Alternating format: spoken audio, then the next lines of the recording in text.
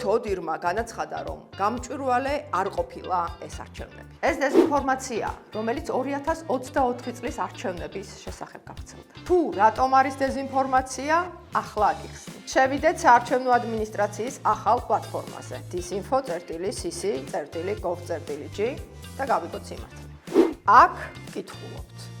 სინამდვილეში EUTODIR-ის ანგარიშში პოზიტიურად არის შეფასებული საარჩევნო ადმინისტრაციის გამჭვირვალობის პოლიტიკა და მის მიერ განხორციელებული მთელი რიგი საქმიანობები. მათ შორის ფართომასშტაბიანი ინფორმირების კამპანია, სწავლებები, რომლებიც ჩატარდა როგორც საარჩევნო ადმინისტრაციის თანამშრომლებისთვის, ისე ჩართული მხარეებისთვის. ასევე ეთნიკური უმცირესობებისა და შშმ პირების საარჩევნო პროცესში ჩართულობის მიზნით განხორციელებული აქტივობები.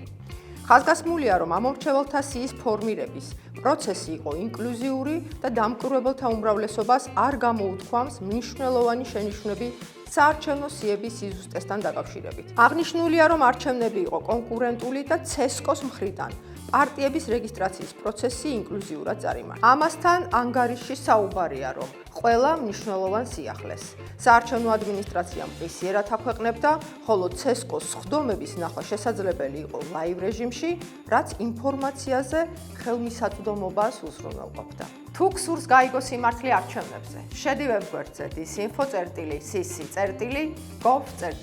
და გადაამოწმე ინფორმაცია მანამ, სანამ გაიზიარებ.